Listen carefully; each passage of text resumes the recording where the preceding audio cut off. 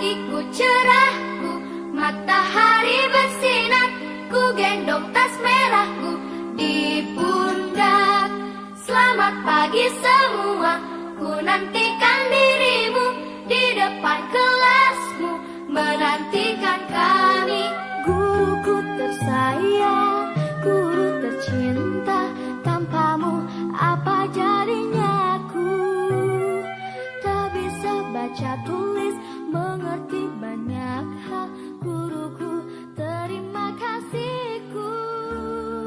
Nyatanya diriku kadang buatmu marah, namun Assalamualaikum warahmatullahi wabarakatuh.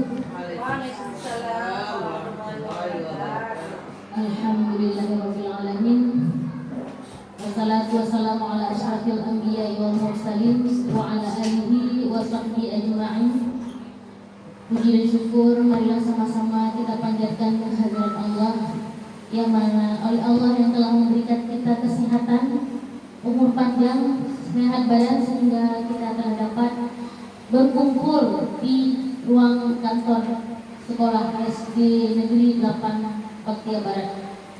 Penghormatan saya kepada Bapak Kepala Sekolah, penghormatan saya kepada Ibu Rizdarina selaku CGP, dan kepada seluruh Dewan Guru SD Negeri 8 Paktia Barat. Langsung kita memasuki ke dalam acara. Hari ini Ibu Rizalena akan memaparkan tentang diseminasi budaya positif. Sebelum Ibu Rizalena melanjutkan kegiatannya, terlebih dahulu kita persilakan kepada Bapak Kepala Sekolah kita untuk memberikan kata-kata sambutan. Kepada Bapak, disilakan.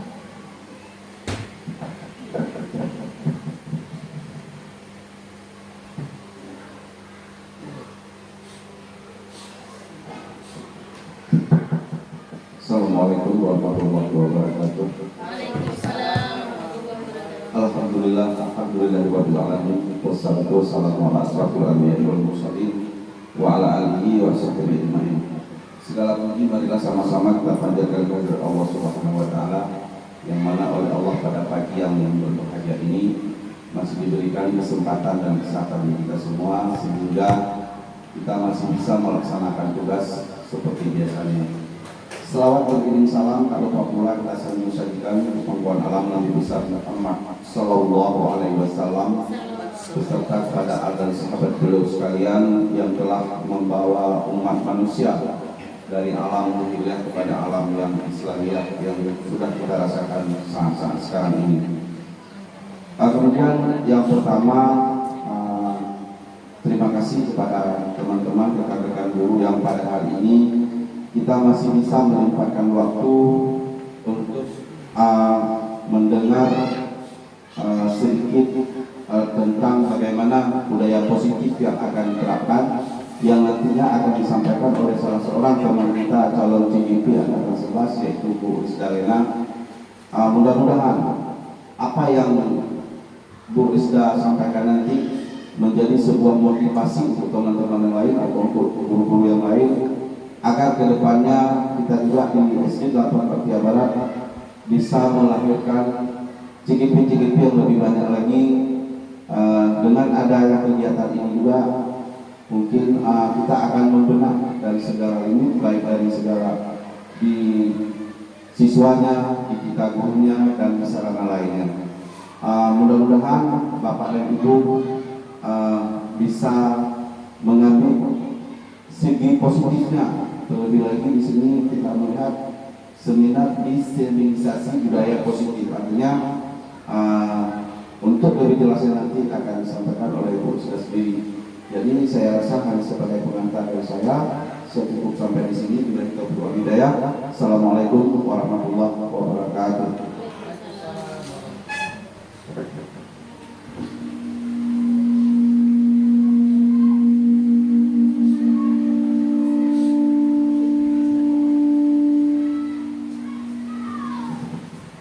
Terima kasih kita ucapkan kepada Bapak Kepala Sekolah kita.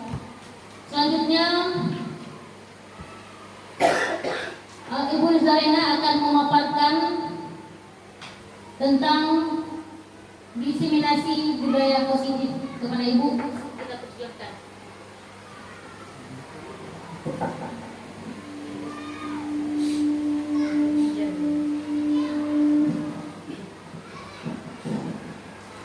Bismillahirrahmanirrahim. Assalamualaikum warahmatullahi wabarakatuh. Waalaikumsalam warahmatullahi wabarakatuh. Pertama-tama marilah kita mengucapkan puji dan syukur kehadirat Allah Subhanahu wa taala yang mana pada pagi yang cerah ini Allah masih memberikan kita kesehatan yang sehingga kita dapat berkumpul di ruangan yang insya Allah penuh dengan berkah. Selanjutnya selamat mengadakan salam. Tidak bosan-bosannya kita sanjung sajikan kepada baginda Rasulullah Sallallahu Alaihi Wasallam, yang mana oleh beliau telah memayungi kita dari panasnya mentari jahiliyah sehingga kita dapat merasakan kesejukan dan kedamaian seperti sekarang ini. Yang terhormat Bapak Amri SPD selaku Kepala SD Negeri 8 Baktia Barat yang telah memberikan saya motivasi dan dukungan yang luar biasa sehingga saya dapat mengikuti pendidikan calon guru penggerak angkatan yang ke-11 ini. Selanjutnya yang saya hormati juga rekan-rekan Bapak Ibu guru hebat yang sudah meluangkan waktu berkumpul bersama di sini dalam acara diseminasi budaya positif. Sebelumnya Bapak Ibu, saya mohon maaf berdiri izin di hadapan Bapak Ibu di sini. Saya di sini bukan berniat untuk menggurui, tapi di sini kita hanya saling sharing dan berbagi ilmu saja ya Bapak Ibu. Selanjutnya, Bapak Ibu masih ingat tidak siapa Bapak pendidikan kita? Kiai Haji Dewantara. Iya, benar sekali. Bapak pendidikan kita adalah Bapak Ki Hajar Dewantara. Bapak Ibu, Bapak Ki Hajar Dewantara mengibaratkan pendidikan itu seperti proses bercocok tanam. Kita, guru ini sebagai petani dan anak didik kita adalah sebagai padi atau tanaman. Sementara sekolah itu adalah tempat ataupun lahan untuk kita bercocok tanam. Jadi sebagai petani, petani itu selalu mengupayakan tanamannya itu tumbuh dengan subur dengan cara merawat, memberi pupuk, menyirami. Sama halnya seperti kita Bapak Ibu. Kita sebagai guru harus bisa menciptakan lingkungan sekolah kita yang nyaman, yang aman bagi anak-anak didik kita sehingga anak didik kita terhindar dari hal-hal yang tidak baik sehingga terciptalah sebuah kebiasaan yang akhirnya akan melahirkan sebuah budaya positif.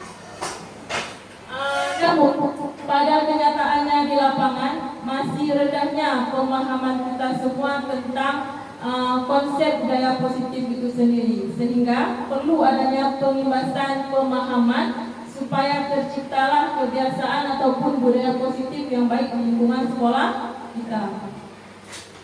Adapun kegiatan kita hari ini tujuannya yang pertama adalah untuk meningkatkan pemahaman warga sekolah tentang budaya positif. Yang kedua, menumbuhkan budaya positif di sekolah dengan meyakini nilai-nilai kebajikan universal, mendorong tumbuhnya motivasi internal pada murid, mewujudkan murid yang memiliki karakter positif sesuai dengan profil pelajar Pancasila.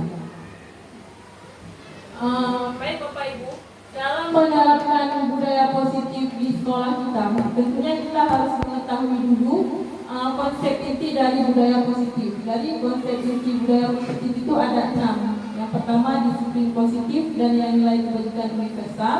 Yang kedua teori motivasi, hukuman dan penghargaan, keyakinan kelas, kebutuhan dasar manusia, posisi kontrol, dan ketiga restitusi. Pertama kita akan membahas tentang disiplin positif. positif dan nilai-nilai kebajikan universal. Oke Bapak Ibu. Sekarang Bapak Ibu sudah duduk berpasangan ya dengan pasangannya masing-masing. Sekarang Bapak Ibu boleh menyimpan ataupun menulis sebuah benda yang menurut Bapak Ibu itu berharga. Silahkan Bapak Ibu simpan di dalam tangan Bapak Ibu, kemudian kepal sekuat tenaga.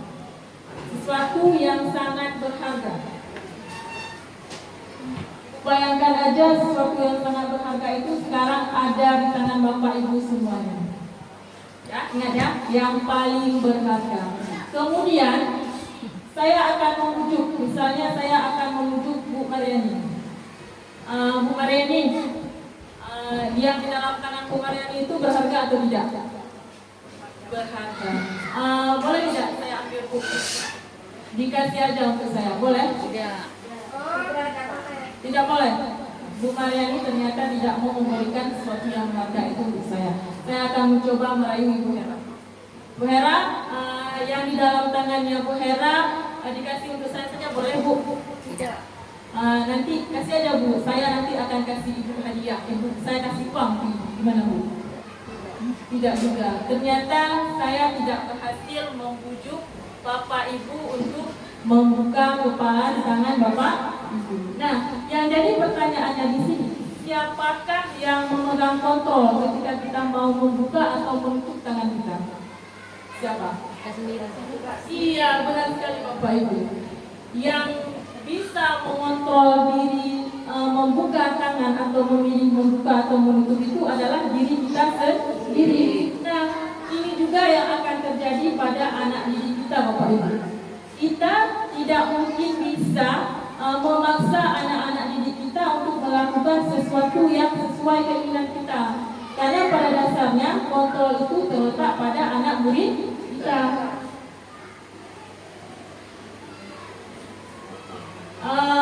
Dalam menerapkan disiplin positif, tentunya kita harus tahu bahwa sesuatu yang dikerjakan oleh anak-anak didik kita itu adalah hasil kesadaran mereka sendiri. Jadi mereka ketika melaksanakan sesuatu itu bukan karena takut sama gurunya, bukan karena dipaksa.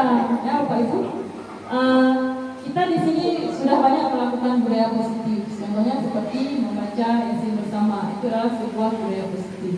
Kemudian kita harus tahu dulu Bapak Ibu, anak-anak itu mau membaca Yasin itu karena siapa? Apakah karena kesadaran dirinya sendiri, atau karena dia takut sama bapak kepala sekolah, atau takut sama Ibu Fauziah sebagai guru agama?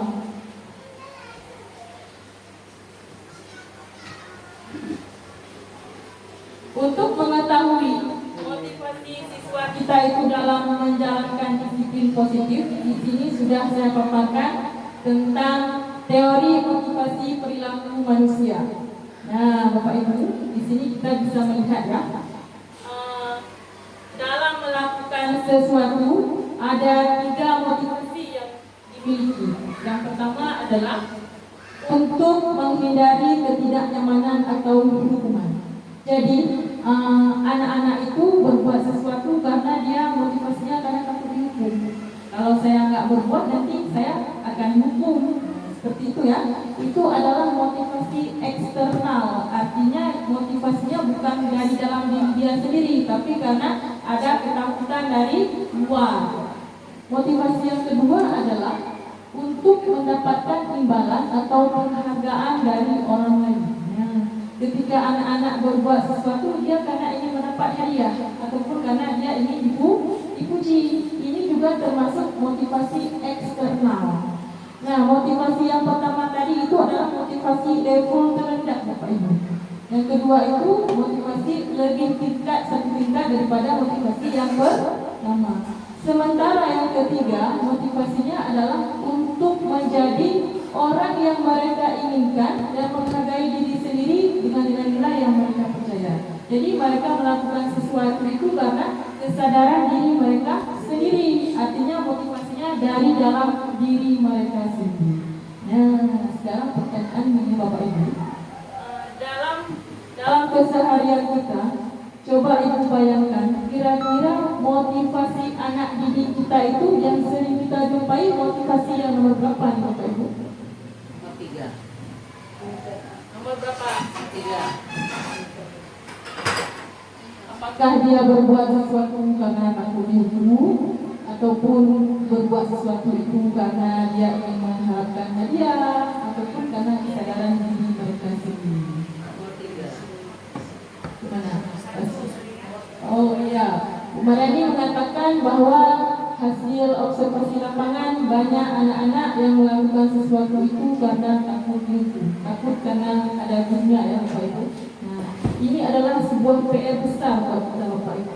Bagaimana kita bisa merubah motivasi anak dari yang dia berbuat sesuatu itu karena takut dihukum, harus kita rubah motivasi anak itu, dia harus berbuat sesuatu karena kesadaran dirinya sendiri. Ketika tadi dia membuat PR, berarti dia motivasinya adalah karena untuk dia pintar.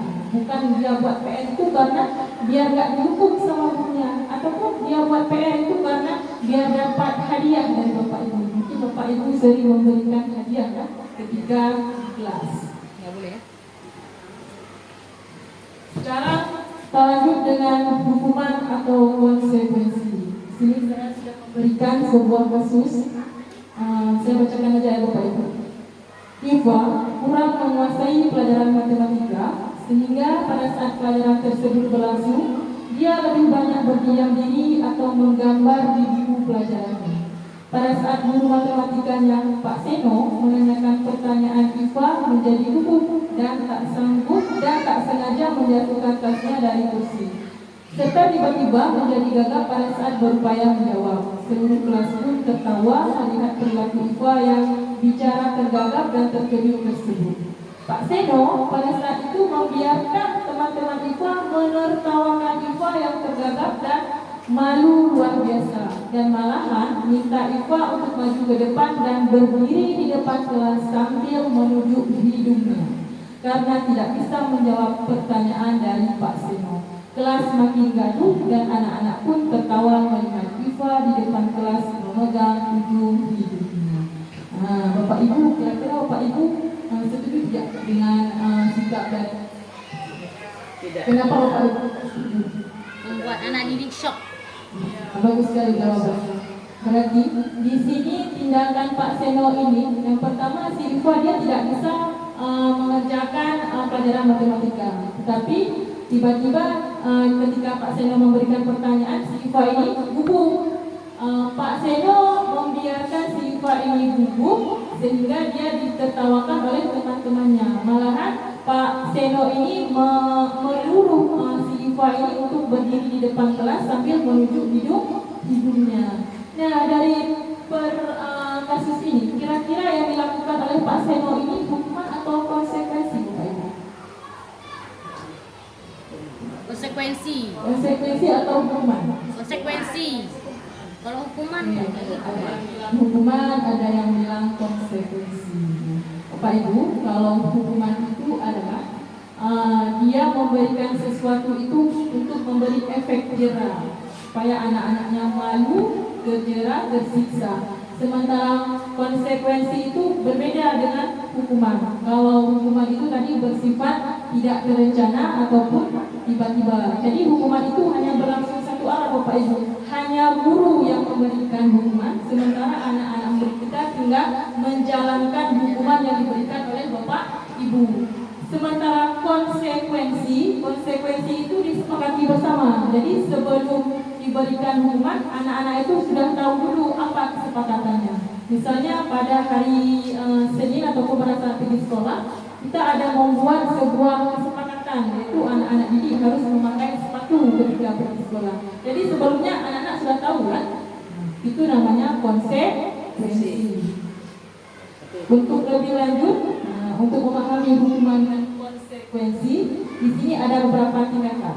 Tindakan yang pertama, mencatat 100 kali di dalam buku kalimat "saya tidak akan terlambat lagi karena terlambat sekolah". Ini hukuman atau konsekuensi? Hukuman atau konsekuensi. Jadi ketika anak itu terlambat, ibu gurunya mensuruh mencatat 100 kali. Konsekuensi karena kesepakatan. Mencatat 100 kali. Apakah anak-anak itu sudah tahu sebelumnya? Dulu sebuah hukuman. Tiba-tiba anaknya disuruh langsung, ini kamu harus mencatat 100 kali ditulis. Yang kedua, lari mengelilingi lapangan basket 2 kali karena terlambat hadir ke sekolah. Ya, sama juga, ini juga termasuk hukuman.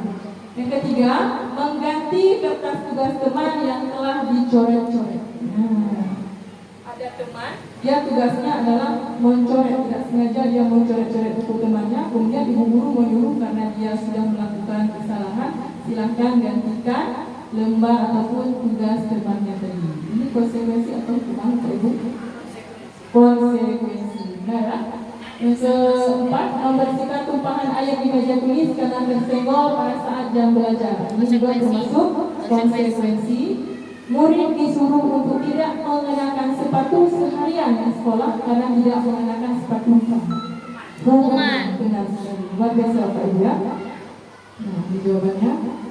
Nah, sekarang dihubung oleh penghargaan. Ini ada sebuah kasus, saya singkat aja kasusnya. Jadi ceritanya, Ibu Anas ini adalah guru kelas di sebuah SD. Jadi pada saat masuk kelas, anak-anak itu kan disuruh berbaris ya Bapak Ibu ya. Pada saat berbaris, anak-anak itu merasa tidak mau antri dengan bagus. Jadi mereka merasa minta berebutan masuk kelas. Jadi Bu Anas kebingungan bagaimana solusinya. Jadi Bu Anas memikirkan dia akan memberikan sebuah stiker bintang yang diberikan kepada anak-anak yang mau berbaris rapi, sehingga yang mau berbaris rapi nanti masuk kelas akan dapat sebuah stiker bintang. Namun pada suatu hari Ibu Anas ini sakit, dia tidak pergi ke sekolah. Akhirnya digantikan oleh guru piket, yaitu Bapak Heri. Pada saat masuk kelas, anak-anak ternyata berebutan. Kenapa dia berebutan? Karena dia tidak mendapatkan stiker bintang, karena Pak Heru tidak tahu Bu Anas ini memberikan stiker bintang.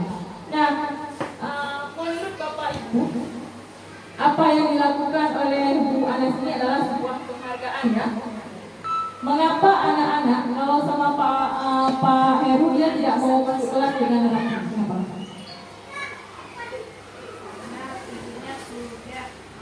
Membiasakan anaknya memberikan hadiah. Iya, luar biasa. Benar sekali ya jawaban Bu Mariani. Tepuk tangan buat Bu Mariani, Bapak Ibu. Di sini yang perlu diketahui bahwa tadi anak-anak masuk kelas itu karena motivasi diberikan hadiah atau penghargaan. Jadi karena Ibu Anas selalu memberikan hadiah, ya selalu anak-anak itu termotivasi untuk masuk kelas. Sementara ketika Ibu Anas tidak ada, digantikan oleh Pak Heru, anak-anak kembali lagi seperti biasa, tidak akan masuk kelas secara rapi. Ini namanya oleh. Jadi kita di sini mungkin di kelas banyak yang memberikan hadiah ataupun penghargaan untuk anak-anak kita supaya mereka termotivasi. Ya Bapak Ibu, ternyata penghargaan ataupun hukuman yang kita berikan untuk kita itu adalah hanya akan membunuh ataupun menghancurkan potensi mereka. Jadi mereka untuk berbuat sesuatu itu tidak ada motivasi dalam diri mereka. Mereka selalu mengharapkan hadiah atau penghargaan. Selain itu, dampak dari pemberian penghargaan itu adalah ada pengaruh jangka panjang dan jangka pendek. Kemudian penghargaan itu tidak efektif, penghargaan juga dapat merusak hubungan. Kenapa? Karena ketika kita memberikan penghargaan kepada satu anak, yakinlah Bapak Ibu, anak-anak yang lain juga akan merasa cemburu. Mereka akan merasa ini. Percaya Bapak Ibu? Nah, jadi harapan saya, semoga kedepannya kita dalam mendisiplinkan anak itu tidak dengan memberikan penghargaan, tapi biarkan mereka tumbuh motivasinya sendiri. Nah, bagaimana caranya membuat anak-anak yang tadi yang tidak mau berbaris rapi supaya dia disiplin barisnya? Dengan cara yaitu membuat keyakinan kelas.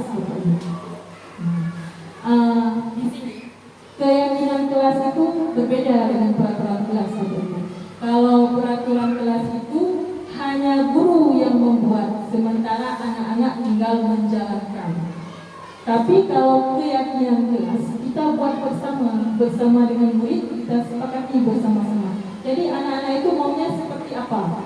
Di sini bukan kita saja yang memberi pendapat, tapi mereka mencurahkan pendapatnya masing-masing. Jadi ketika anak berbuat salah nanti, anak-anak bisa mengingat kembali keyakinan kelas yang sudah mereka buat bersama-sama. Adapun prosedur pembentukan keyakinan kelas, yang pertama adalah mempersilahkan murid untuk bersurah pendapat. Apa keinginan mereka, bagaimana suasana kelas yang mereka inginkan, kita biarkan mereka untuk bebas mengeluarkan pendapat.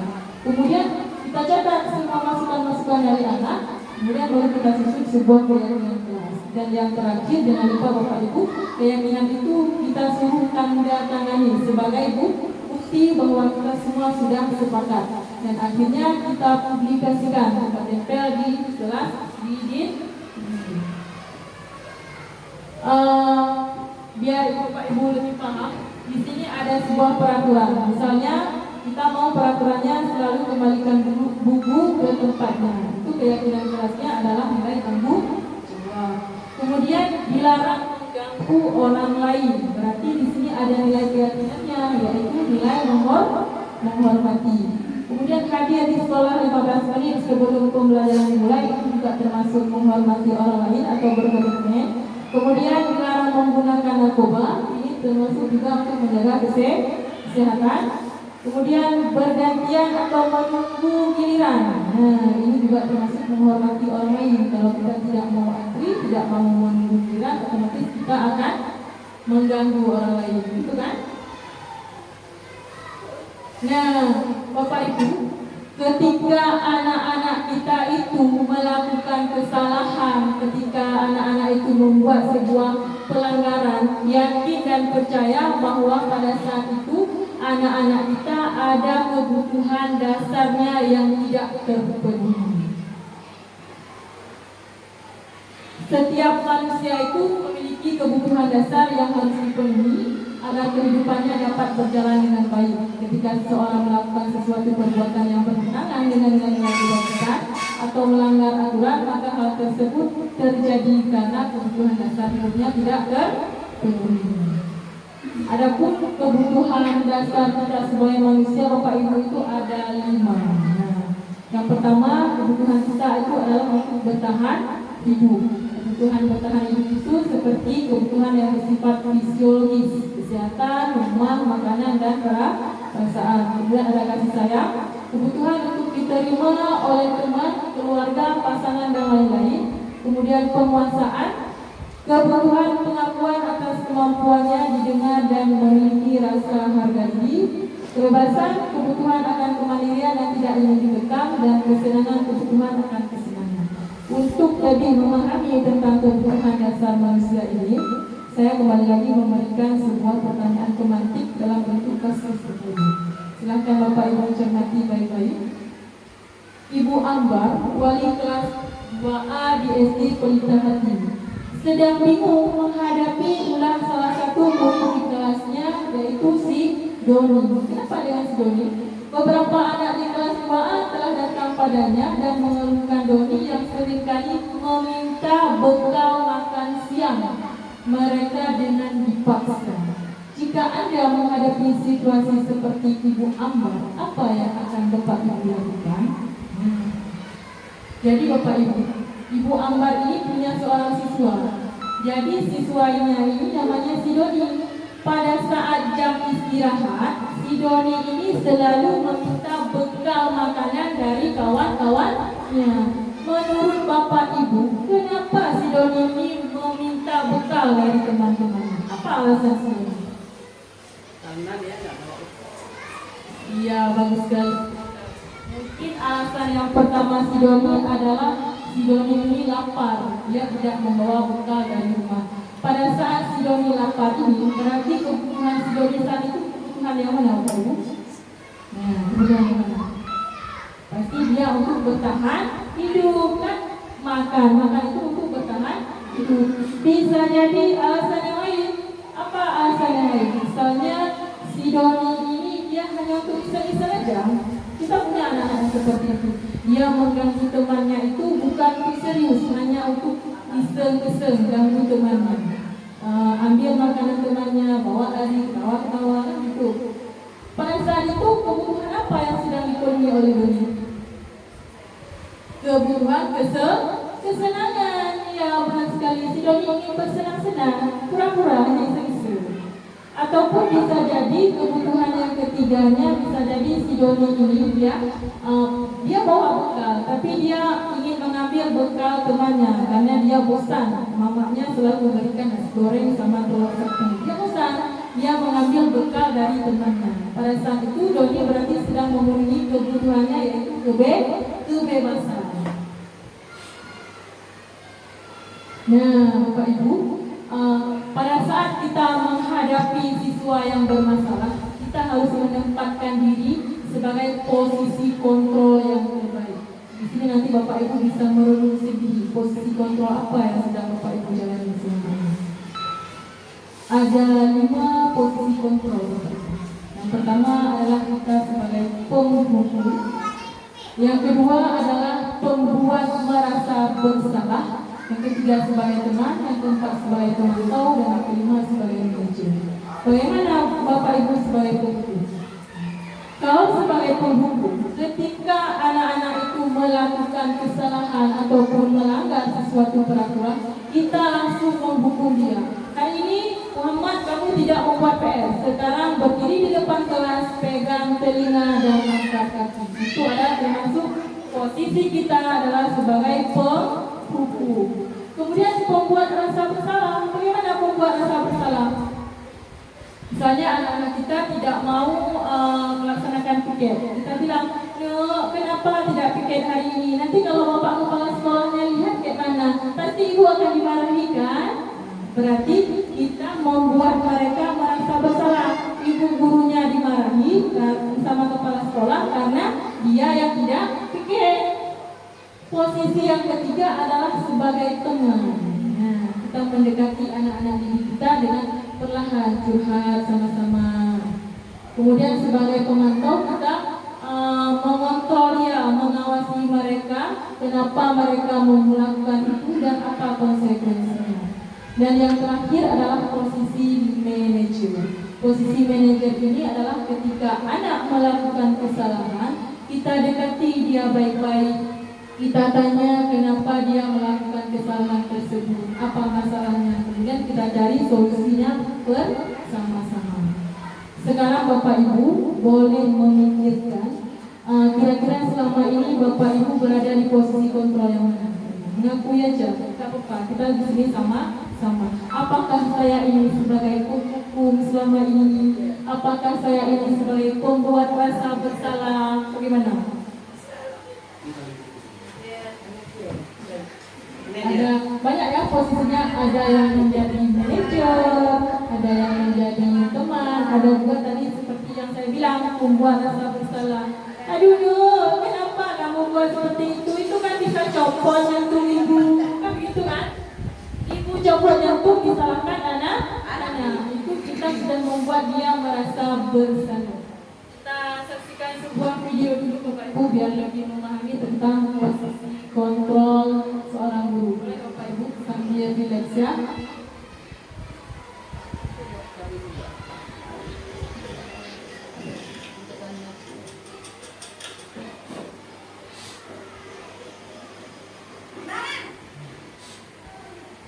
Sini kamu.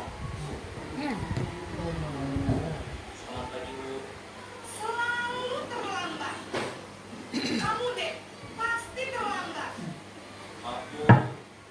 Saya Apa coba? Alasan kamu apa lagi? Kapan sih kamu tidak terlambat?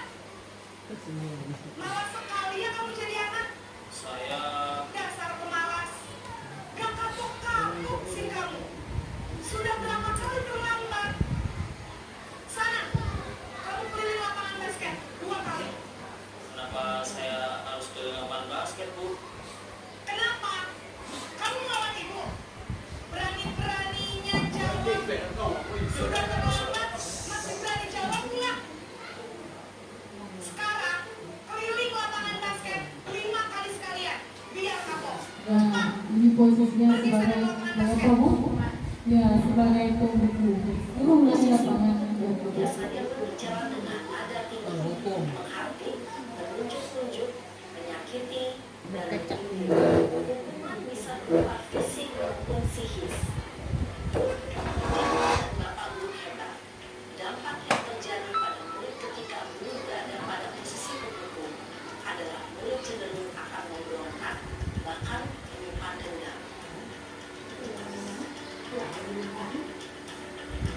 Kemudian posisi pembuat asisnya masih sama ya. Di sini cuma membedakan posisi kontrol guru.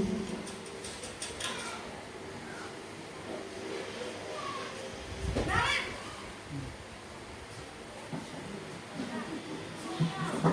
Selamat pagi, Bu. Naren, kamu kenapa terlambat lagi, nak? Ya Tuhan, Naren, kamu senang ya bikin ibu susah ya? Kalau kamu terlambat lagi, nanti ibu yang ditegur bapak kepala sekolah, nak. Disangka ibu tidak bisa membina kamu. Duh, gimana ini? Maaf, Bu. Duh, Gusti Naren, kamu suka ya kalau ibu tegur bapak kepala sekolah? Terus, sekarang ibu harus tulis apa ini di buku absen? Ini kamu sudah sering terlambat loh. Ibu harus apa coba? Maaf, Bu. Maaf sekali. Ya sudah, lain kali jangan bikin ibu susah lagi ya, nak ya.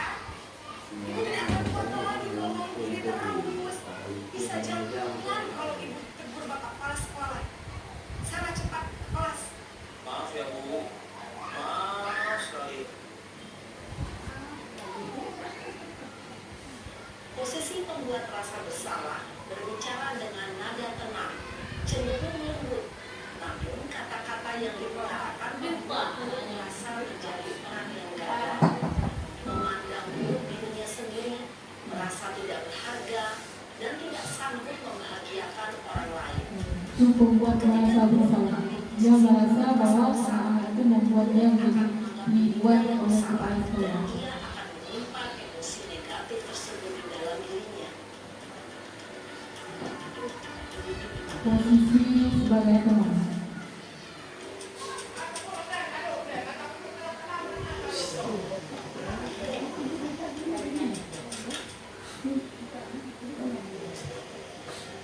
Naren,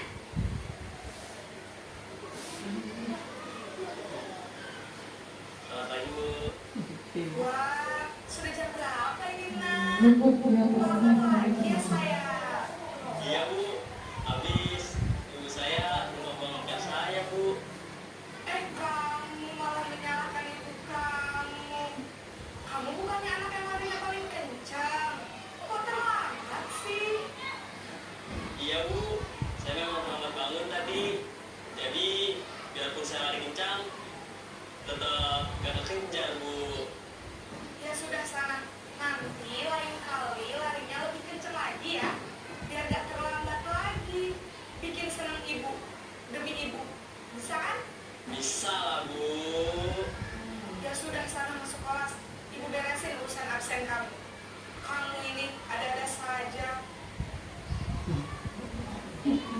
Dalam posisi teman, guru berbicara dengan nada suara ramah, akrab, cenderung bersenda gurau untuk menjaga suasana tetap santai. Murid akan merasa senang, aman, dan akrab dengan guru. Identitas yang tercipta adalah identitas sukses atau berhasil. Namun, perlu diingat, karena ini masih dorongan eksternal, maka ada faktor ketergantungan dari murid kepada orang tertentu. Di sini, guru aksennya, sehingga di lain waktu, murid bisa berperilaku baik, namun hanya kepada orang-orang tertentu saja. Posisi sebagai penonton.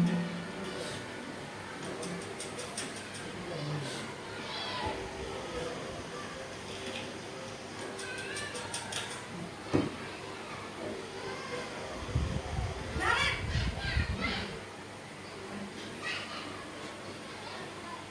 Selamat pagi, Bu.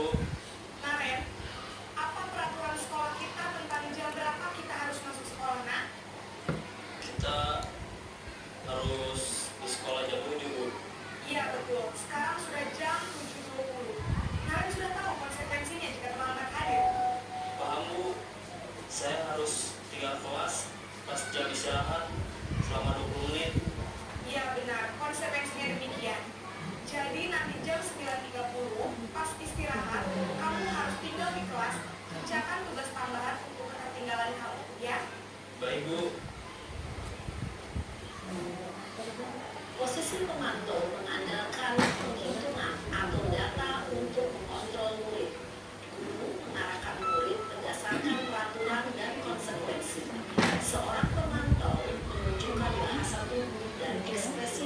yang datang dan cenderung formal. Posisi yang terakhir yaitu sebagai manajer.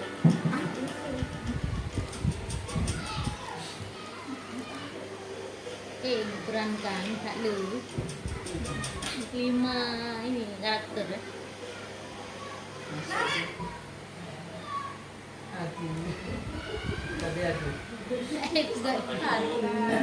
Selamat pagi, Naren. Maaf Bu, saya terlambat.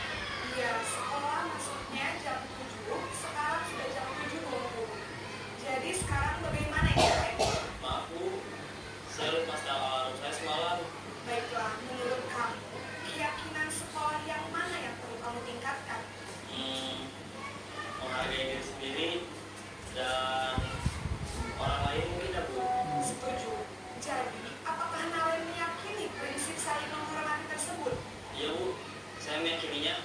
Apakah Naren bersedia memperbaiki masalah keterlambatan ini? Bersedia Bu. Bagaimana kamu akan perbaiki masalah keterlambatan ini? Saya akan coba untuk tidak lupa menyetel alarm saya Bu. Baik, kalau Naren mau menyetel alarm di rumah, ada orang yang kira-kira bisa bantu mengingatkan tidak? Ada Bu, kakak saya, Kak Emma. Ada lagi selain Kak Emma? Selain Kak Emma, ada ibu saya. Baik, jadi yang mengingatkan Naren adalah Kak Emma dan ibu kalian. Kira-kira akan mulai setel alarm kapan nih, Naren? Setelah pulang sekolah, akan segera saya lakukan. Baik, jadi Naren akan setel alarm untuk bangun besok pagi dan akan diingatkan oleh kakak dan ibunda Naren ya. Ada lagi yang mungkin perlu dilakukan Naren agar tidak terlambat bangun lagi? Tidak ada Bu. Baik Naren, terima kasih untuk kerjasama kamu. Sekarang kamu perlu kembali ke kelas untuk belajar. Baik Bu, terima kasih. Posisi manajer adalah posisi kontrol dan disarankan untuk membimbing murid memiliki sikap disiplin yang positif, yaitu murid yang mandiri, bertanggung jawab, dan dapat memecahkan masalah. Tujuan dari posisi ini adalah agar murid dapat merefleksi atas tindakannya. Guru akan dengan tulus memberikan pertanyaan-pertanyaan bermakna, sehingga membuat murid dapat belajar dari kesalahannya dan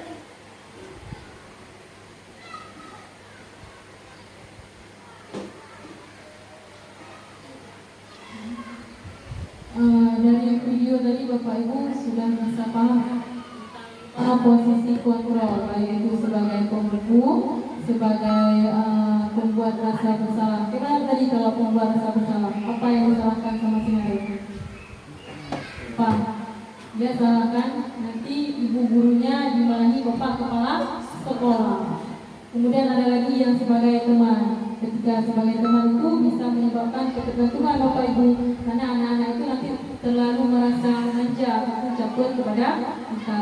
Jadi di antara kelima posisi kontrol ini semua Bapak Ibu, posisi kontrol terbaik itu adalah yang mana Bapak Ibu? Ya, posisi sebagai manajer.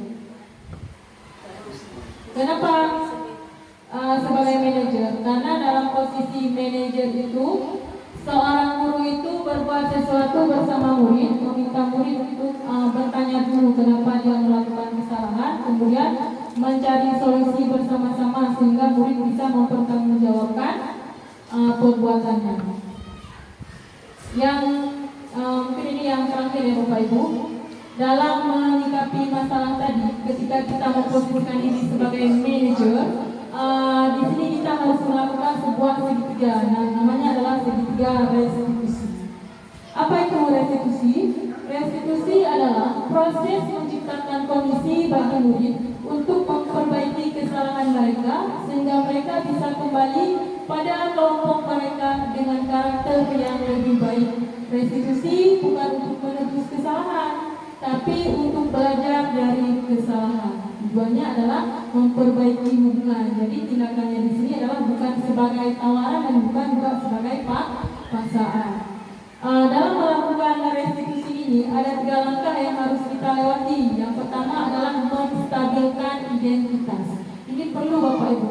ketika kita menjumpai anak-anak kita yang melakukan kesalahan, ketika kita panggil, stabilkan dulu identitasnya. Jangan kita buat dia takut. Belum kita bicara sudah bentak-bentak, jadi akhirnya anak merasa takut. Gimana juga? Yang pertama kita stabilkan identitas. Bagaimana caranya? Kita bilang baik-baik. Setiap manusia itu pasti melakukan kesalahan. Jadi anak-anak merasa lebih tenang. Kemudian baru kita lanjut dengan tindakan yang kedua, yaitu validasi tindakan yang salah. Ketika anak itu sudah merasa tenang, kemudian kita tanyakan, kenapa anak tadi melakukan kesalahan itu, apa penyebabnya? Kita tanya sama anak tersebut, sehingga anak bisa menjawab. Dan yang ketiga, setelah kita tanyakan apa penyebab kesalahan tersebut, baru kita tanyakan keyakinan. Kira-kira perbuatan tadi itu melanggar keyakinan yang mana? Kemudian apa solusi yang bisa anak-anak ibu lakukan untuk memperbaiki kesalahan anak-anak ibu? Jadi solusinya di sini bukan kita yang memberi, tapi anak-anak sendiri yang mencari tahu apa solusi yang bisa dia lakukan. Nah, Bapak Ibu, kebetulan saya sudah mempraktikkan contoh penerapan segitiga restitusi dalam kelas bersama anak-anak. Mau Pak Ibu lihat? Boleh ya? Ini contohnya adalah ketika ada seorang anak, ketika jam pelajaran dia makan di dalam kelas. Ketika makan di dalam kelas itu sebuah kesalahan, dia sudah melanggar keyakinan kelas. Bagaimana saya melakukan restitusi kepada anak tersebut?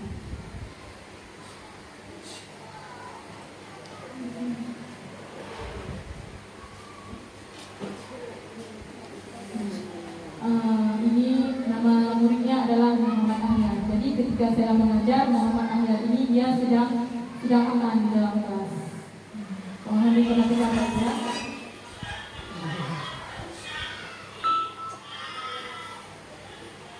Ini siswa yang lagi makan Pak ada tadi, yang ditunjuk oleh Pak.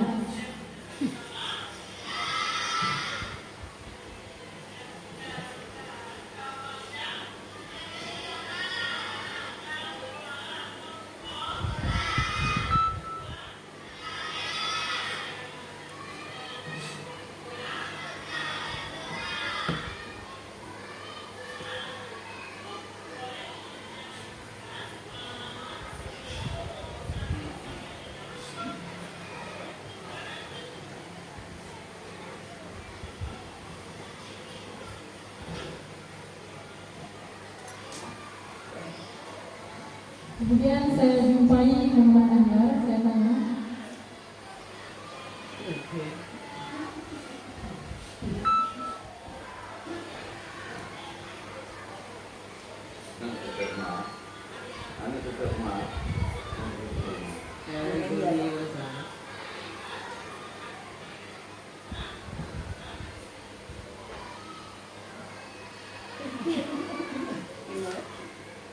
sama Mek Mai.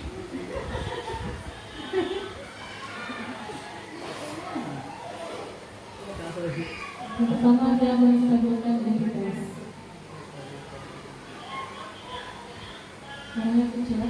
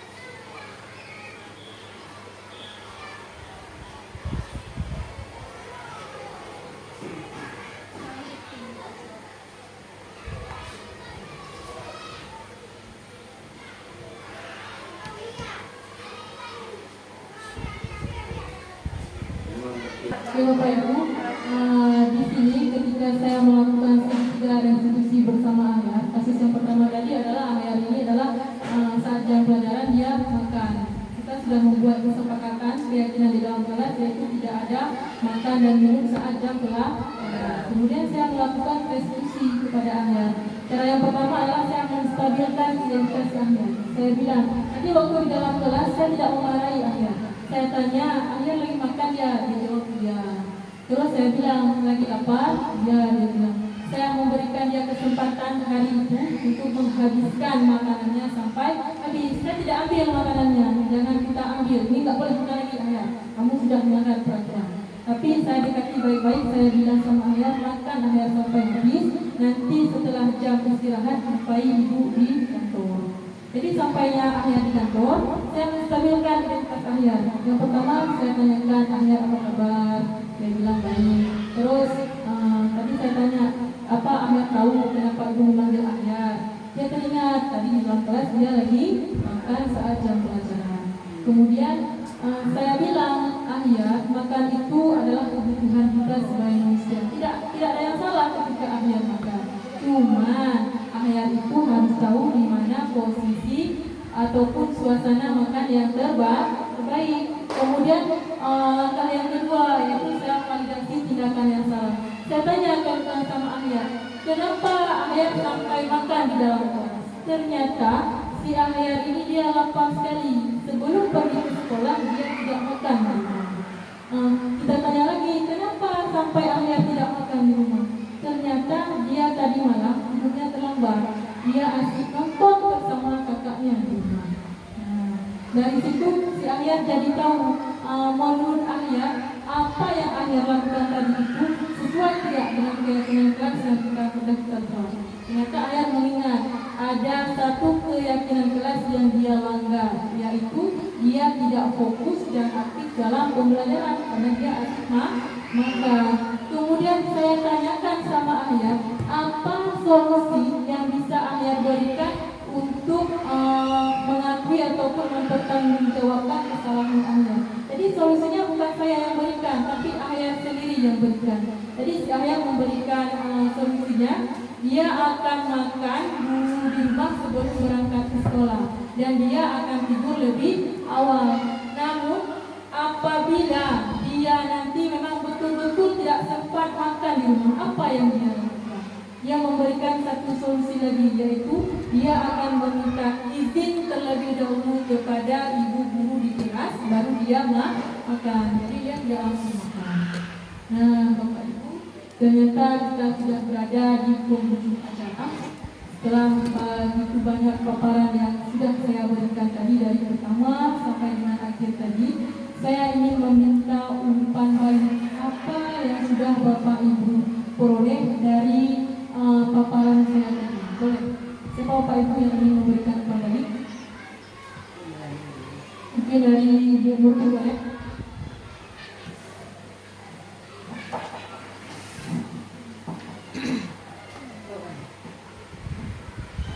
Assalamualaikum warahmatullahi wabarakatuh.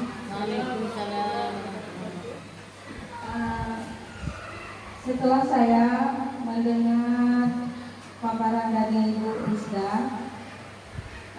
saya selaku kelas 5 SD, yaitu wali kelas, bahwa saya sangat merasa bahwa apabila saya ada anak yang membuat kesalahan, saya jangan terlalu langsung menghukum mereka karena itu tidak baik. Jadi saya harus menjadi diri saya sendiri sebagai manajer untuk mencari solusi tentang anak, bahwa kesalahan daripada anak kita harus sama-sama untuk meluruskan apa kesalahan si anak. Itu saja dari saya. Assalamualaikum warahmatullahi wabarakatuh.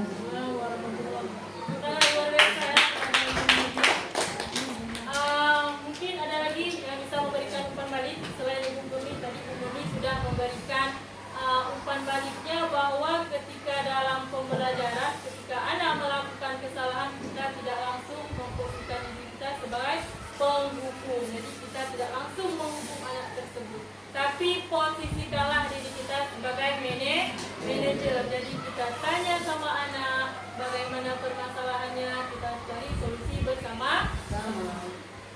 lagi ya Pak Ibu. Oke, Bu Mariani, silakan Bu. Assalamualaikum warahmatullahi wabarakatuh. Setelah mendengar paparan dari Bu Nis Dalena, luar biasa materi yang Ibu sampaikan. Jadi ternyata memberi hadiah atau reward kepada anak itu membuat anak menjadi dapat menghasilkan potensi anak. Jadi anak iri terhadap temannya yang lain. Mungkin ada yang tidak mendapat hadiah atau penghargaan. Jadi itu dapat potensi anak itu dapat menghancurkan dirinya sendiri. Demikian mungkin dari saya berusaha. Terima kasih Bu Mariani. Silakan Pak Bu Mariani. Pak Ibu, benar sekali ya seperti yang sudah Ibu Mariani sampaikan, bahwa dalam proses pembelajaran itu ternyata memberikan hadiah atau reward itu adalah sebuah sesuatu yang tidak baik, karena itu akan menyebabkan anak merasa ketergantungan dengan hadiah atau reward tersebut. Itu tidak akan menimbulkan motivasi internal dari dalam diri anak. Jadi anak melakukan sesuatu itu karena dia selalu mengharapkan hadiah ataupun reward. Ketika reward itu tidak kita berikan, maka anak tersebut akan kembali seperti biasa. Dia tidak akan mau lagi Bapak Ibu, sebagai kesimpulan pada acara kita hari ini, sebagai seorang guru, kita bertanggung jawab untuk menciptakan budaya positif di sekolah kita. Budaya positif yang kita lakukan itu Ibu pelan-pelan tapi pasti. Dan Ibu yakin dalam menciptakan budaya positif kita itu tidak bisa berjalan sendiri Bapak Ibu. Kita butuh kolaborasi dari seluruh pihak, baik itu dari Bapak Kepala Sekolah ataupun dari teknik dan juga rekan-rekan ibu guru semuanya. Jadi saya harapkan dalam menciptakan budaya positif ini kita selalu memperhatikan konsep-konsep inti dari budaya positif yang sudah saya paparkan tadi. Yang pertama, kita harus dalam menangani kasus siswa itu kita harus cari dulu apa kebutuhan mana yang tidak terpenuhi sehingga anak itu berbuat salah. Kemudian ketika kita sudah menemukan, posisikan diri kita itu sebagai manajer, jangan sebagai penghukum. Dan dalam memposisikan diri sebagai manajer, lakukanlah 3 tahap restitusi: menstabilkan identitas, kemudian memvalidasi tindakan yang salah, dan satu lagi menanyakan keyakinan. Jadi Bapak Ibu sekarang dalam mendisiplinkan anak-anak ibu kita semua, Bapak Ibu boleh menciptakan sebuah keyakinan kelas di dalam kelas. Bapak Ibu, mungkin hanya ini saja yang bisa saya paparkan hari ini. Mudah-mudahan apa yang saya paparkan ini dapat bermanfaat bagi diri saya sendiri yang pertama sekali, dan yang kedua adalah bagi Bapak Ibu semuanya. Dan sebagai manusia mungkin saya banyak melakukan kesalahan tadi, salah dalam berbicara, saya mohon maaf. Dan saya ucapkan terima kasih yang setinggi-tingginya kepada Bapak Ibu, karena Bapak Ibu semua sudah bersamai saya hari ini. Semoga Bapak Ibu semua dalam keadaan sehat walafiat dan dapat menjalankan aktivitas semuanya dengan baik. Saya akhiri. Assalamualaikum warahmatullahi wabarakatuh. Waalaikumsalam warahmatullahi wabarakatuh.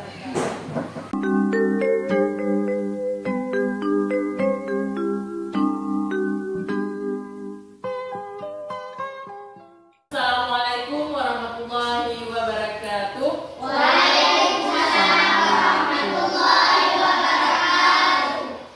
Kabar anak ibu semuanya?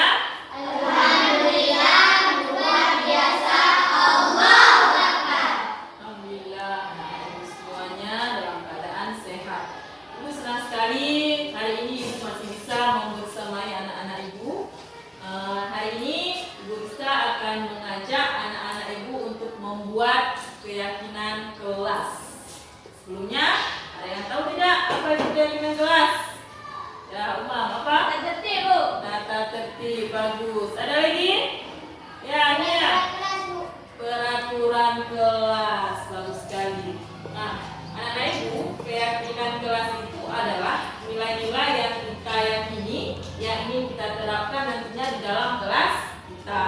Bedanya dengan peraturan kelas, kalau peraturan kelas itu hanya ibu saja yang membuat, anak-anak ibu tinggal menjalankan. Tapi kalau keyakinan kelas, kita buat bersama-sama, kita sepakati bersama-sama. Artinya anak-anak ibu juga ikut terlibat dalam membuat keyakinan kelas. Nah, sekarang anak-anak ibu boleh memikirkan satu hal, apa yang anak-anak ibu inginkan atau apa yang anak-anak ibu pengen di dalam kelas kita nantinya. Bebas mau nulis apa aja. Kira-kira anak-anak ibu nantinya mau suasana kelas kita ini seperti apa. Jadi anak-anak ibu boleh menulis satu kalimat saja, masing-masing satu kalimat. Ini ada kertas post-it, ditulis di kertas post-it ini satu kalimat, nanti akan ditempel di papan tulis. Misalnya anak-anak ibu pengen di dalam kelas kita ini suasananya saling menghargai, boleh. Ataupun anak-anak ibu ingin selalu datang tepat waktu, boleh. Pokoknya apa yang anak-anak ibu inginkan, anak-anak ibu tulis di kertas ini, ya. Sekarang ibu bagi dulu kertasnya.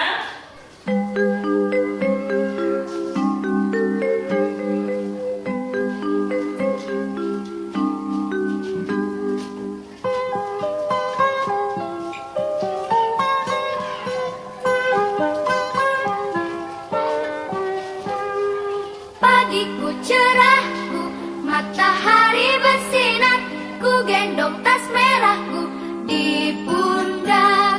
Selamat pagi semua, ku nantikan dirimu di depan kelasmu, menantikan kami. Guruku tersayang, guru tercinta, tanpamu apa jadinya aku?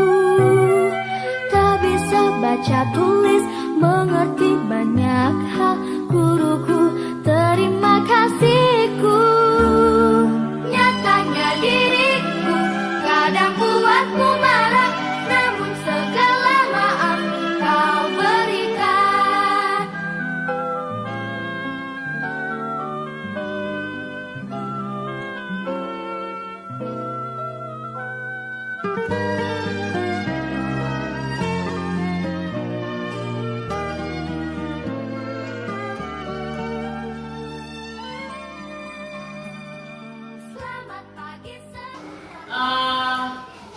Oke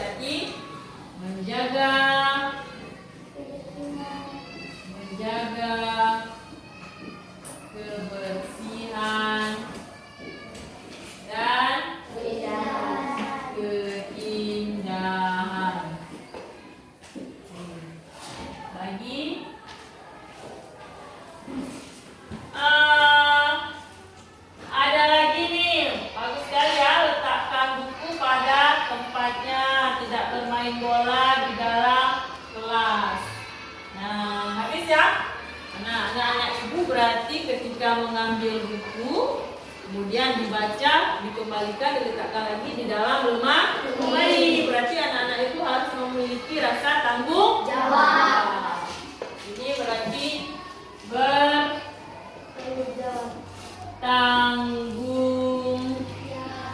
jawab. Nah, nih semuanya sudah Ibu rangkum menjadi keyakinan kelas. Ada berapa keyakinan kelas kita? Sepakat nih semuanya? Sepakat. Oke, berarti kita di dalam kelas 6A ini ada 6 keyakinan kelas yang sudah kita sepakati bersama. Jadi semoga kita bisa menerapkan ke-6 keyakinan kelas ini dalam keseharian kita di dalam kelas. Nah, sekarang Ibu Rista akan membantu untuk mengetik keyakinan kelas. Nantinya kita akan buat di kertas karton dan akan kita tanda tangani bersama dan akhirnya kita tempel di dinding.